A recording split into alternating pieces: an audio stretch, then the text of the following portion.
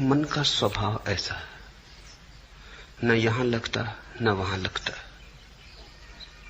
मन का स्वभाव है द्वंद्व। जो करोगे वहीं से उछटा हुआ लगेगा, जहां हो वहां से भागा हुआ रहेगा, जहां नहीं हो वहां का रस जन्मेगा। जो मिला व्यर्थ हो जाता, जो नहीं मिला वे दूर के ढोल बड़े सुहावने लगते।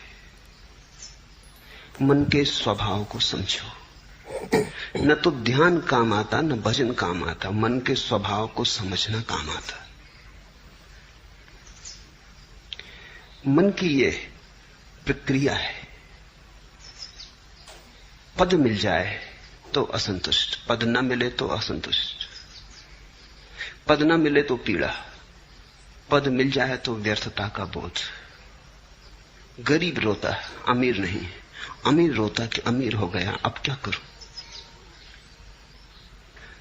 जो भी तुम्हारे पास है वो पास होने के कारण ही दो कौड़ी का हो जाता है, और जो तुमसे बहुत दूर है, दूर होने के कारण ही उसका बुलावा मालूम होता है। मन के इस आधारभूत जाल को समझो, इसे पहचानो। ये ध्यान और भजन का ही सवाल नहीं है। भोजन करो तो मन में उपवास का रस उमगता है कि पता नहीं उपवास करने वाले न मालूम किस गहन शांति और आनंद को उपलब्ध हो रहे हो। उपवास करो तो भोजन की याद आती है। जीवन के प्रत्येक पल तुम ऐसा ही पाओगे। बाग में लगता नहीं, सहरा से घबराता है जी। अब कहां ले जाके बैठे ऐसे दीवाने को हम। बगीचे में बिठाओ तो लगता नहीं, मरुस्थल में ले जाओ तो घबराता है। बाग में लगता नहीं, सहरा से घबराता है जी। अब कहां ले जाके बैठे ऐसे दीवाने को हम। मन एक तरह का पागलपन है, एक तरह की विक्षिप्तता है। मन से मुक्त होना ही मुक्ति है, मन के पार होना ही स्वस्थ होना है। तो पहली तो बात, मन के इस स्वभाव को समझने की कोशिश करो। अक्सर लोग समझने की कम कोशिश करते हैं, छुटकारा पाने की ज्यादा कोशिश करते हैं, और छुटकारा बिना समझे कभी नहीं। तो तुम्हारी आकांक्षा यह होती कैसे झंझट मिटे, लेकिन बिना समझे झंझट मिटी ही नहीं। ना समझी में झंझट है, तो तुम चाहते हो कैसे इस मन से छुटकारा हो, लेकिन पहले इसे पहचानो तो, इससे दोस्ती तो साथ हो, इससे परिचय तो बनाओ, इसके कोने कांतर तो खोजो, दिया तो जलाओ कि इसके सारे स्वभाव को तुम ठीक से देख लो। उस देखने में, उस दर्शन में, उस साक्षी भाव में ही तुम पाओगे विजय की यात्रा पूरी होने लगी। जिस दिन कोई मन को पूरा समझ लेता, उसी दिन मन विसर्जित हो जाता। जैसे सूरज के उगने पर ओसकण तिरोहित हो जाते, ऐसे ही बोध के जगने पर मन तिरोहित हो जाता। जिससे दिए के जलने पर अंधेरा नहीं पाया जाता, ऐसे समझ के, प्रज्ञा के दिए के जलने पर मन नहीं पाया जाता। तो मन से लड़ो मत। पहली बात, लड़ने का अर्थ ही ना समझिए। लड़के कभी कोई जीता? तुमने यही सुना है कि जो लड़े वो जीते। मैं तुमसे कहता हूं, लड़के कोई कभी जीता? समझ के जीत होती। लड़ने वाले तो ना समझे। लड़ोगे किससे? छायाओं से लड़ रहे हो। जैसे कोई अपनी छाया से लड़ने लगे, खींच ले तलवार, करने का लगे हमला, परिणाम क्या होगा? छाया कटेगी। परिणाम यही होगा, खुद ही थकेगा। और डर है कि छाया से लड़ने में कहीं अपने हाथ पैर न काट ले, क्रोध में, उबाल में पागल ना हो उठे, कहीं ऐसी घड़ी ना आ जाए कि विक्षिप्तता में अपने को ही काट ले।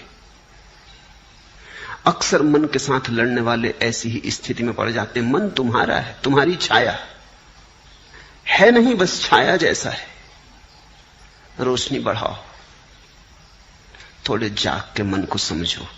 जब ध्यान करो और मन कहे भजन में, तो जरा जाग के देखो, एक तरफ खड़े होकर देखो कि मन क्या कह रहा है। जब भजन करो और मन कहे ध्यान लगाओ, तब जाग के देखो कि मन क्या कह रहा है। इसकी चालबाजियां पहचानो, इसकी कूटनीति पहचानो। मन बड़ा राजनीतिज्ञ है, ये तुम्हें भटकाए रहता है। ये तुम्हें चलाए रहता है। और तुमने ध्यान करके भी देख लिया, वहां भी नहीं लगा, और तुमने भजन करके भी देख लिया, वहां भी नहीं लगा, तो अब ये तो समझो कि मन कहीं लगेगा ही नहीं। मन का लगना धर्म नहीं, ना लगना मन की आदत है, कहीं लगता नहीं। जो नहीं लगता वही मन है। तो अब जब मन तुमसे कहे कि ध्यान करो, क्या भजन में पड़े हो, तो जाग के देखना कि ये फिर वही मन जो कहीं नहीं लगता, भजन में भी नहीं लगा था। तब इसने कहा था ध्यान करो, अब कहता है भजन करो। पहले कहा संसार में उलझे रहो, फिर कहा संन्यास ले लो, अब संन्यास में भी नहीं लगता, कहता है संसार में लौट चलो। इस मन को जरा देखना, कुछ करने की बात नहीं है, सिर्फ शांत भाव से देखना। तुम्हारे देखने में ही तुम पाओगे मन गिरने लगा, तुम पर उसकी पकड़ जाने लगी, तुम पर पकड़ छूट जाए, तुम थोड़े शिथिल हो जाओ मन के पास से, तुम थोड़े बाहर सरकने लगो। न तो ध्यान से घटती है बात, न भजन से घटती है, समझ से। इसलिए समस्त धर्मों का सार है जागरूकता। प्रश्नकर्ता पूछता है एकाग्रता नहीं बनती, एकाग्रता की खोज ही गलत है, जागरूकता खोजो। एकाग्रता की खोज तो फिर मन के ही सिक्कों में फंसे।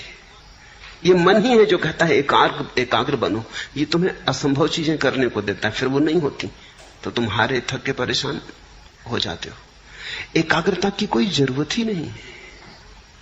थोड़ा जीवन की गणित की व्यवस्था के सूत्र समझने चाहिए। पहला सूत्र, जब भी मन नहीं होता तब तुम एकाग्र होते हो।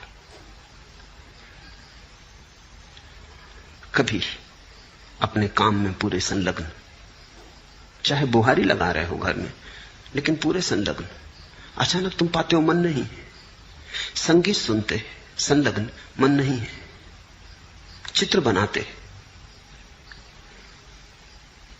किसी भी घड़ी जब तुम पाते हो कि मन नहीं है, तुम ही हो, तो एकाग्रता अपने आप घटती है। एकाग्रता घटाई नहीं जा सकती। एकाग्रता मन की तन्मयता का परिणाम है। जब मन डूबा होता है तब तुम एकाग्र होते हो, जब मन उभर आता है तब तुम अनेकाग्र हो जाते हो। मन तुम्हें अनेक में बांट देता है, खंड खंड कर देता है। अब तुम चेष्टा कर रहे हो एकाग्र होने की। एकाग्र होने की चेष्टा और झंझट लाएगी, क्योंकि करोगे किससे चेष्टा? तुम एकाग्र होने की मन से ही करोगे। सब चेष्टा मात्र मन से होती। अब तुम एक ऐसे काम में लगे हो जैसे कोई आदमी अपने जूते के बंद खींच खींच के खुद को उठाने की कोशिश करे।